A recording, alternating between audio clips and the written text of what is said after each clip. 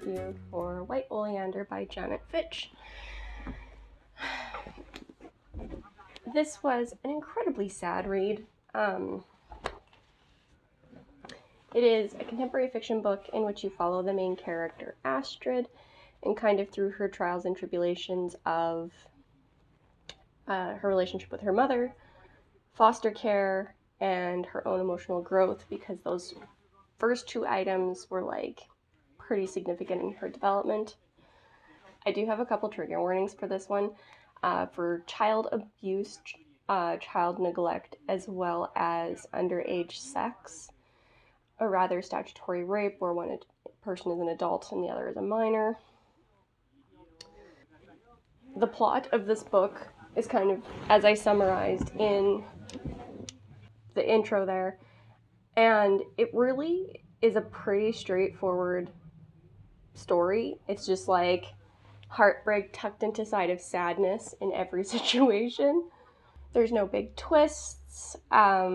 It's really just a character-driven story, a character-driven plot that is just a really heavy read. With that, I'll kind of move to progression. The story progression is pretty slow, as well as the pacing is pretty slow in this one. That has a lot to do with being such a character-driven story. And the big thing is all of the characters play an important role, but you sit and spend a lot of time with Astrid through her internal monologues, through conversations. You end up stewing with her and her emotions for so much of the book that not a lot of action happens in every chapter. And the story itself is largely driven through Astrid's own kind of skewed perspective, just because of the things that have happened to her throughout her life and kind of how she was raised. And those raise obstacles, and that raises obstacles kind of in itself, excluding the real big external stuff. Astrid has a lot of idiosyncrasies and kind of hang-ups that result in a lot of, being very frustrated with her, but a lot of obstacles that aren't necessarily obstacles. The upside for me with this story is, even though the progression and the pacing were pretty slow, they were very consistent. You didn't have dumps or lots of starts and stops in terms of information or developments. And now I'll go to characters. As I mentioned, this is a very character-driven story, so the characters got a lot of focus and attention, which was really awesome. Astrid herself is really intriguing. Like I mentioned, she has a very skewed perspective of the world just because of her current situation, her previous situations, and kind of how the relationship with her mother worked while she was growing up. And then the relationship between her and her mother and how it developed after her mother went to jail.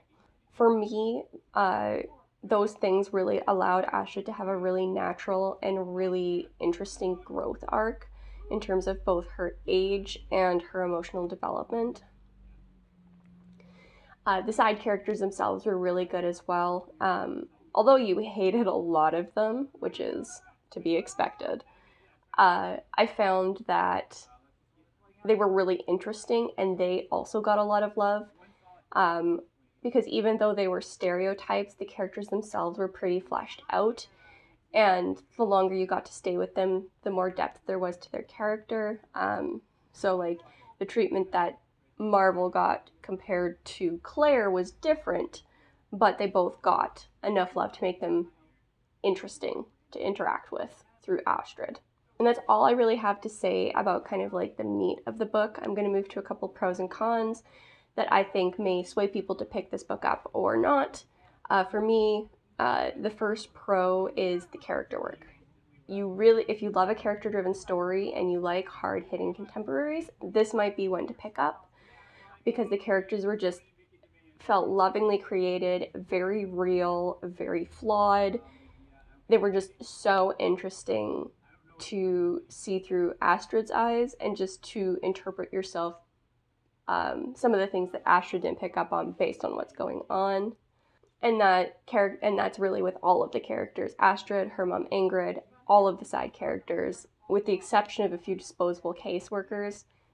She cycles through a few, that's why I use the word disposable. They really did get a lot of love.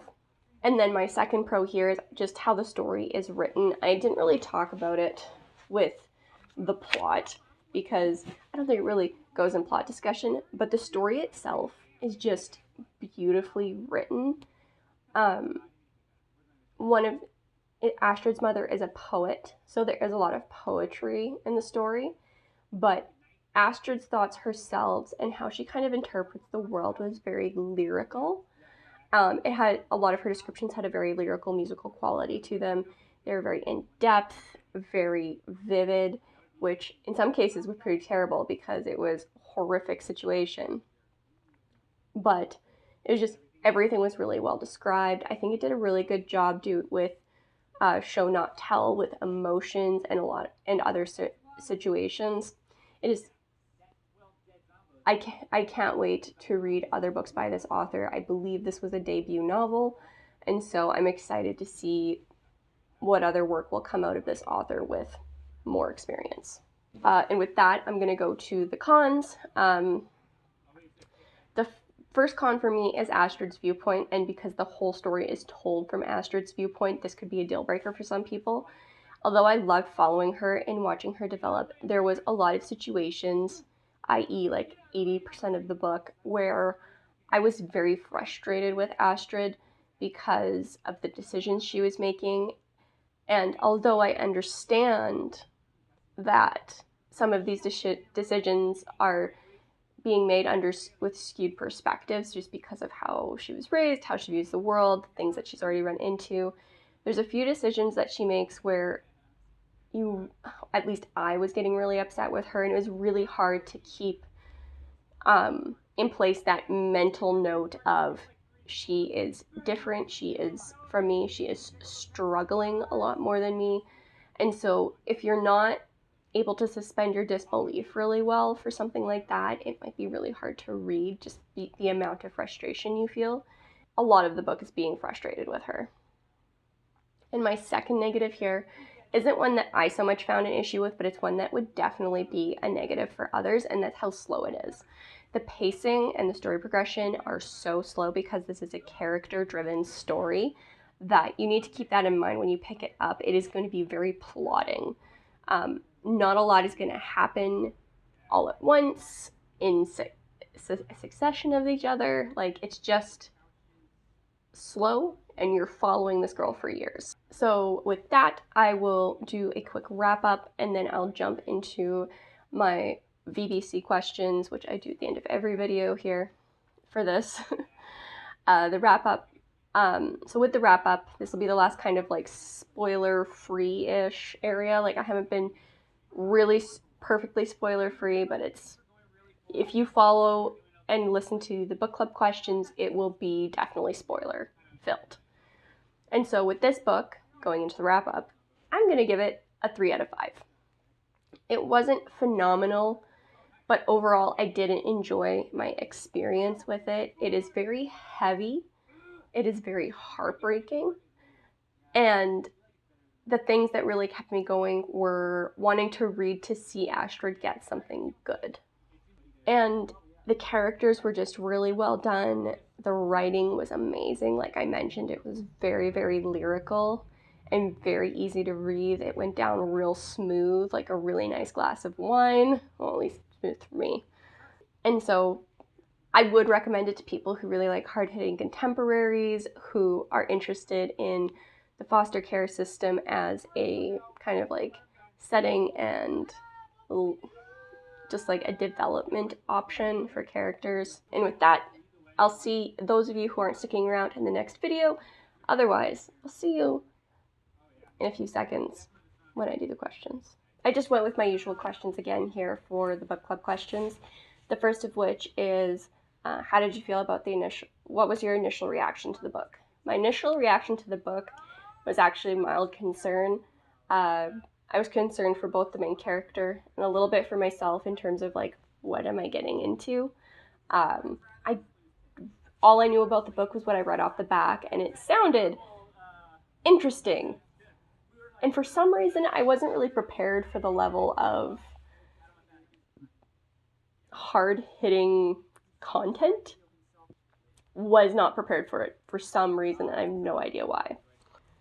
Second is, what is your favorite chapter or scene? I can't remember the chapter number, but the first chapter where you're interacting with Claire is probably my favorite.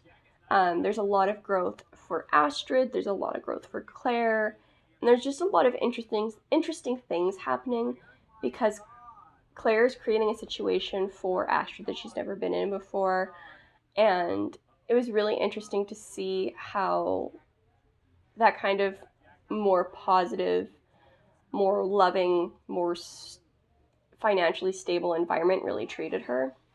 My third question is, how did the characters change by the end of the book?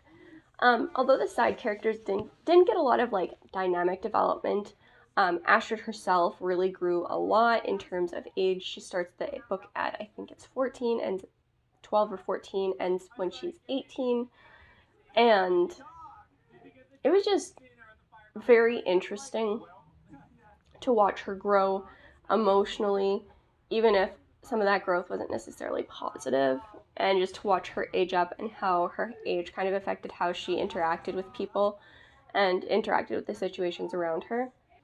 4 is, did you enjoy the ending? I actually really enjoyed the ending.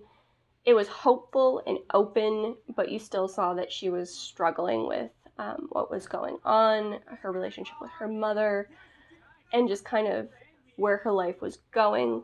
She was still growing in the process of it, but you had definitely seen some change from where you left her in the previous chapter.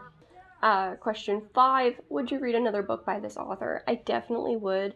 If it's as hard-hitting in terms of content as this book, I will have to be in a very specific mood, just because books like this are the ones that I tend to put down if I'm in the wrong mood for it. So nothing major, just something for me to keep in mind. And then question 6 is, does this book remind you of anything else, any other books?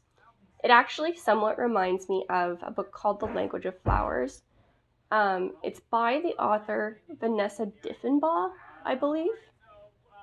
And it's more similar in tone necessarily than in content. But it touches on similar subjects as well.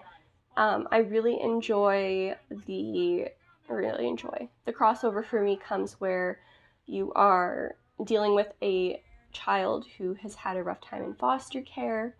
In The Language of Flowers, she does kind of find her a forever home, whereas Astrid struggles here. But it also touches on emotional trauma from the situations they're exposed to, both in foster care, before foster care, and after foster care. And they both really touch on emotional growth and just exploring the character's emotional growth as you read the story.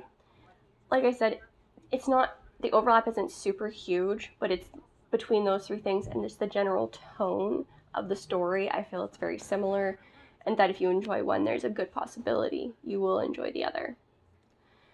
With that, I will leave you guys here.